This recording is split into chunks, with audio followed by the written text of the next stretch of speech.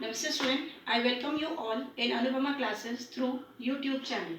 Today we will read the second topic from the first chapter, Indian Economy on the Eve of Independence. And the topic is State of Agriculture on the Eve of Independence. There are 4 points.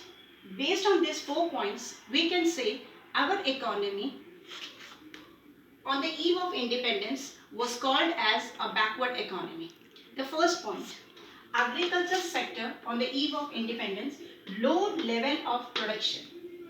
Level of production, that is output per hectare of land, was too low. So low that it can be called as a backward economy, or it can be characterized as a backward economy. That is low production, low level of output.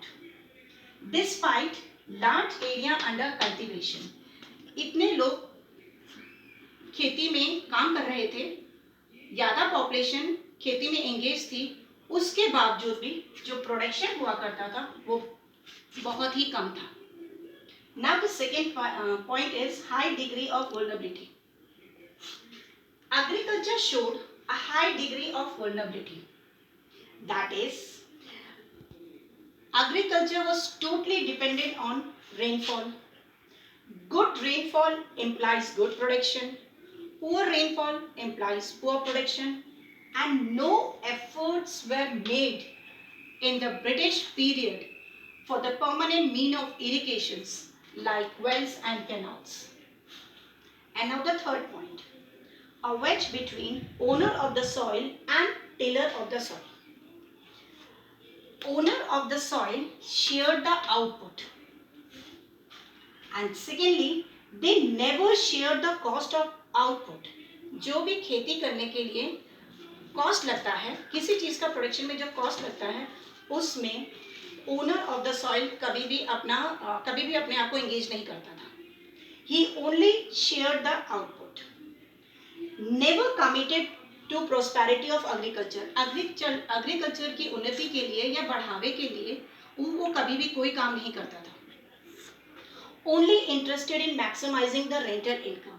ये rental income जो Taylor होता था उसको time से time जमींदार को amount rent के तौर पे देना पड़ता था, चाहे प्रोडक्शन अच्छा हो या चाहे प्रोडक्शन बुरा हो. In that case the owner of the soil was only interested in rental income. Tillers जो सारा कॉस्ट उठाते थे, सारी मेहनत करते थे, उनको सिर्फ थोड़ा सा अनाज सब्सिडेंस के रूप में दे दिया जाता था ताकि वो अपने घर में अनाज से घर का निर्वाह कर सके. Next is uneconomic and fragmented land holding. Fragmented means टुकड़ों में, small. Indian land holding on the eve of independence were scattered, small in size. जब वो scattered होते हैं और small होते हैं तो इसमें क्या होता है, जो हम इनपुट लगाते हैं वो ज़्यादा लगता है एंड आउटपुट जो होता है वो कम आता है. Same thing here, fragmented land holding Indian land holding were fragmented and scattered, बिखरी हुई थी. यील्डिंग लो, जो प्रोडक्शन होता था वो लो होता था और जो इनपुट लगता था वो ज़्यादा लगता था.